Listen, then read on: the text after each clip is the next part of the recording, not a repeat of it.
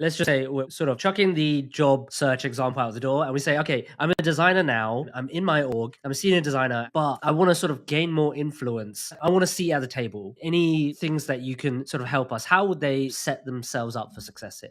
There's two things you can do. And if you think about ROI as a concept, so firstly, I never recommend that people like calculate the ROI of design. You can calculate the ROI of a design. Like the team collectively spent 2 weeks doing this. It, had conversion lift to this, which produced X dollars. It was worth it or not worth it. That's fine. When you get into like, what is the value of having a design team? Or Ryan was in the room for 47 minutes. How much business value did that create? It becomes incalculable. So you have to be a little bit careful about that. Articulate your value in different ways. The concept of ROI is really valuable. Those cost benefit ratio of like, well, if we invest some time or resources into this, like, what are we going to get out of it? What I love about that is you can do two things to increase the ROI of something. It's important to understand. You can try to increase the return or the benefit, or you can try to reduce the cost. I think that actually gives us an interesting strategy as designers is how do we increase the benefit, the top line, the numerator of I'm going to talk to the business more. I'm going to understand those people, develop those relationships. Also, you can just reduce the cost. And in this case, designers shoot themselves in the foot a lot. So the first thing I recommend to people is like, how do we shoot ourselves in the foot less often? How do we not make a lot of common mistakes to get ourselves to a neutral place to then build upon that? A couple things are just about like communication style and attitude. So firstly, I do want to level set with if you're a crafty designer and you want to be a crafty designer, you're like, I don't want to get into politics. I don't want to influence the roadmap. Can I just like ship beautiful things? That's totally fine. If you want to just keep your head down and do those things, awesome. I'm really speaking to the designers who are like, but I want more. I want to influence what I'm working on and not just have things handed to me. That's where you need to kind of step up in a couple ways. So there's a couple things I see happen that designers do that undermine our own goals is the way I'll say it. Firstly, like there's this kind of designer identity of like, we're creatives, we're special, we're different.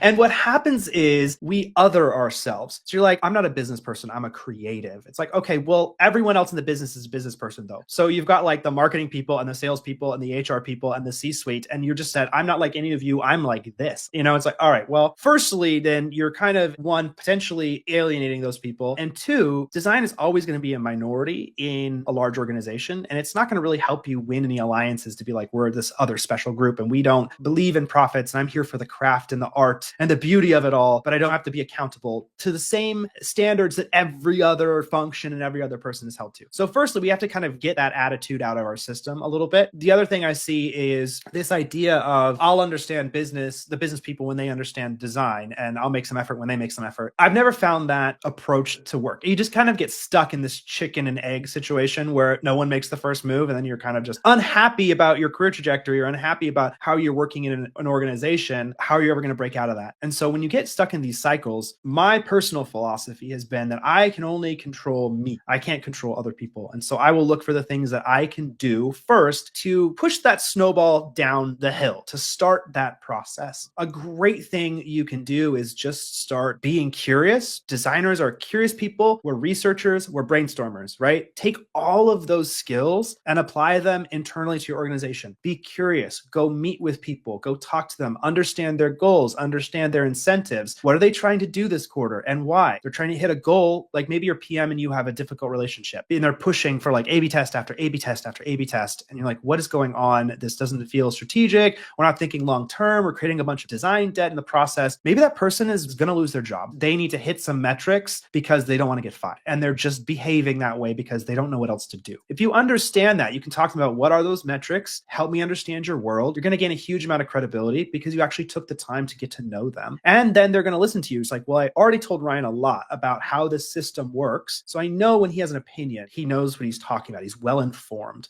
That's a great place to start, is to develop those relationships and go with that humility and go with that empathy. Ask and learn. Do your research. And then the way that that transforms relationships can be pretty phenomenal. Those are the things I definitely advise starting with, is like, don't think of yourself as different or special. Try to embrace that design really is about, yes, this like artsy kind of craft side of things. It's about users, but it's also about the business and it's about the balance between those two things. And honestly, it's not as mutually exclusive as people think or try to make it out to be on LinkedIn or wherever, right? So if we can embrace that this is a balance between two things, it's a yin and a yang a little bit, that is going to set you off on the right trajectory. I think that makes perfect sense. Not to overuse the word empathy, but we have to understand the humans that we work with and figure out how can we play as a team versus just one side versus the other. You mentioned something around how designers should embrace selling, and I think that matches what I said and how I introduced the conversation, which is like, we don't like it. It feels icky and it's just not natural. So in what sense do you mean when you say embrace selling? What should they be doing? I mean, you had some examples there, but could you dive into that a little bit more for me?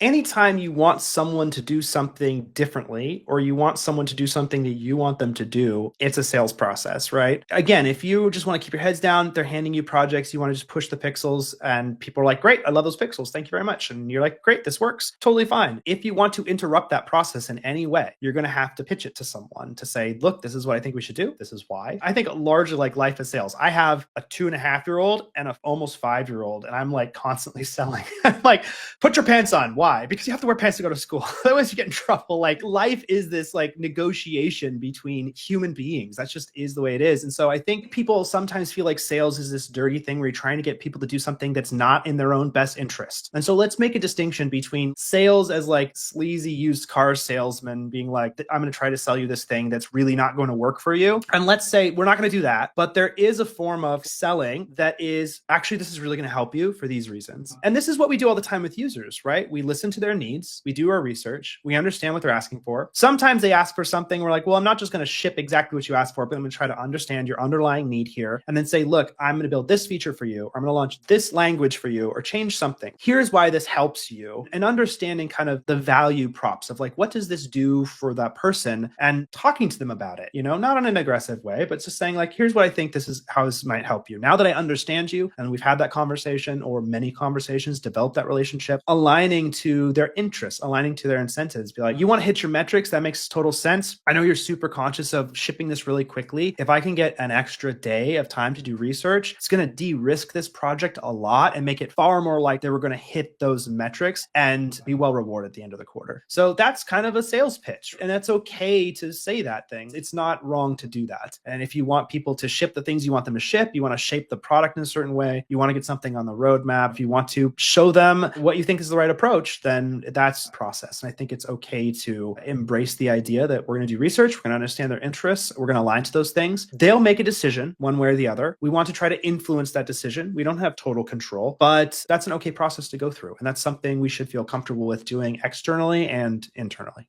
Right. Do you think there's any value to when you want to sell something, show them the potential through data or metrics? You think you don't need something like that? I mean, incentives go huge, right? If someone's pushing back against you and you don't know why, this happens a lot. This kind of straw man argument where it's like, well, I don't like it because of this. Okay, well, we can neutralize that. We can descope this. Well, I don't know if the timing's right. Okay, well, let's move the timing. It's like always some other growing. There's always some pushback. What it is you're arguing against there in a negotiation is called positions versus Want to listen to the full conversation? Click the video on screen now. Subscribe to the channel if you want to join us live. Oh, wait.